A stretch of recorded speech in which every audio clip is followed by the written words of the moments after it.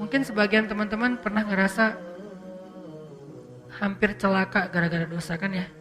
Gara-gara tawuran, gara-gara perang antar geng, gara-gara narkoba, gara-gara maling, gara-gara apa, rampok. Mungkin pernah, termasuk dulu kan pernah tampil di sini juga seorang sahabat kita yang pernah ngerampok, udah gitu ketangkap sama warga, masa diikat, disiramin bensin. Udah dinyalain tuh korek tuh, tinggal dilempar aja udah kebakar hidup-hidup. Di detik-detik itu, injury time, tiba-tiba datang aparat, tiba-tiba datang polisi, akhirnya dia selamat masuk penjara. Di penjara dia belajar Islam, hijrah, taubat, alhamdulillah sekarang udah berubah. Dan bukankah banyak orang yang mengalami pengalaman kayak gitu? Siapa yang telah menyelamatkan dia? Siapa yang menahan tangan orang yang memegang korek api tadi untuk tidak langsung melempar? Siapa yang telah menjadikan aparat berwajib datang dengan waktu yang tepat? Ma wadda'aka rabbuka wa ma qala.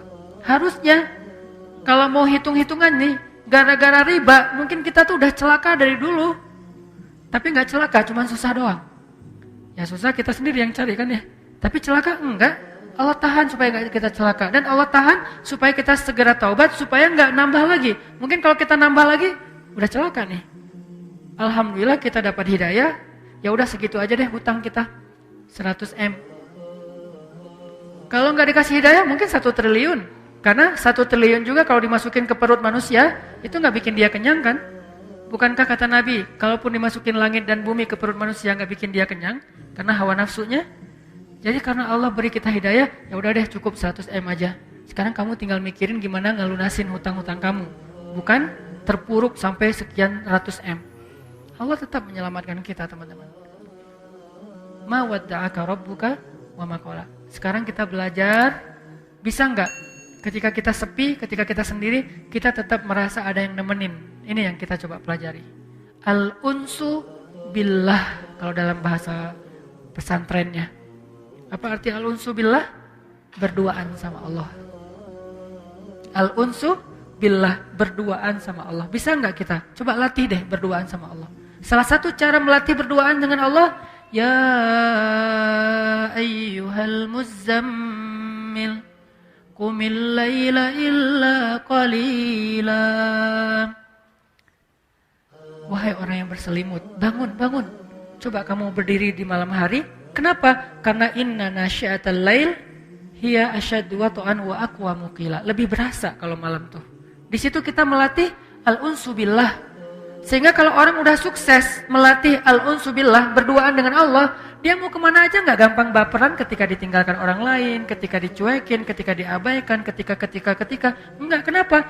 La tahzan, innallah ma'ana. Gak usah khawatir, gak usah sedih, ada Allah. Itu gak akan berasa teman-teman, kalau Allah itu gak berarti dalam diri kita. Ya sih, tapi kurang. Katanya hasbunallah, tapi kok kurang? Nah kita latih. Latihannya apa?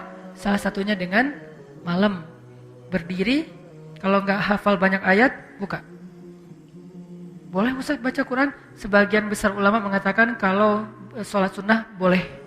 Saya mengambil pendapat itu. Buka, kita baca.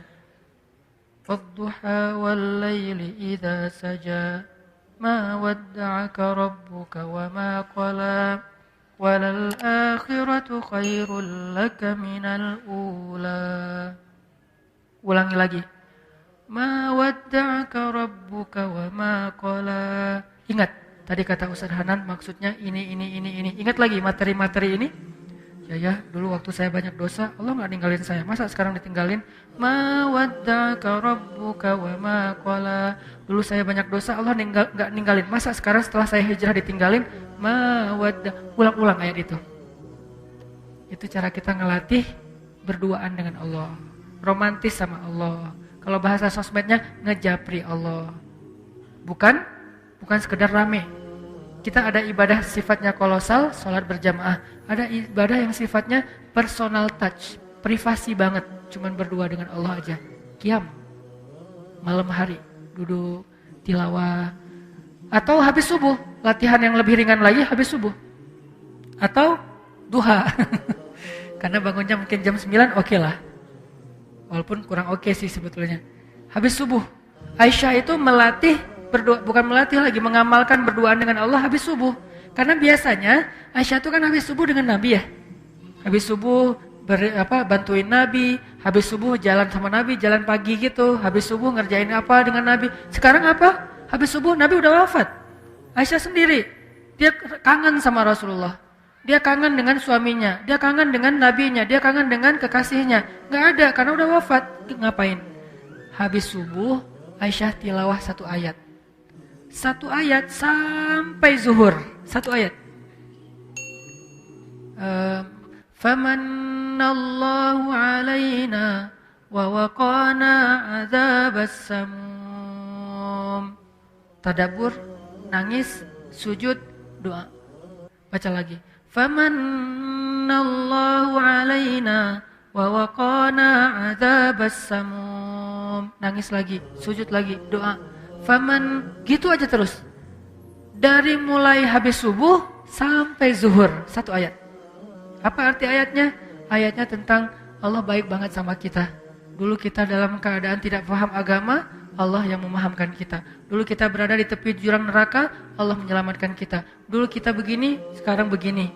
Famanallahu alaina wa waqana adzabas samum. Ayatnya bebas, yang mana aja, sesuai dengan kasus atau masalah kita masing-masing. Coba rasain. Berduaan dengan Allah itu senikmat curhat dengan makhluk. Harusnya lebih sih, tapi latihan gak apa-apa deh. Berduaan dengan Allah itu kayak berduaan dengan pacar halal. Berduaan dengan Allah itu kan kita kalau lagi pengen berduaan sama pacar halal kita, istri atau suami kita, gak mau diganggu orang ya. Bahkan kalau ketemu orang kayak lagi makan di kafe, tiba-tiba ketemu teman, itu kayak aduh, kok sekarang sih ketemu dia, kan lagi pengen berdua tuh. Terus orang itu gak paham lagi tuh. Wah, kebenaran nih, aku satu meja ya. Ngeganggu ya. Ada orang kan agak-agak nggak pengertian nih. Akhirnya dia duduk bareng kita diem aja, dia heboh sendiri. Nah, kita bisa nggak gitu? Ketika lagi berduaan sama Allah, nggak mau diganggu. Ada waktu seperti itu. Tapi ada waktunya kita memang dengan makhluk, dengan manusia, hablum minan nas. Tapi ini ada waktunya pengen berduaan aja sama Allah. Sampai Nabi juga ketika mau berduaan sama Allah, Nabi di masjid, nggak di rumah sholatnya. Padahal kalau di rumah bisa aja, tapi beliau ke masjid biar nggak ada yang gangguin. Ini teman-teman, ma wadda'aka rabbuka wa ma qala, insyaallah.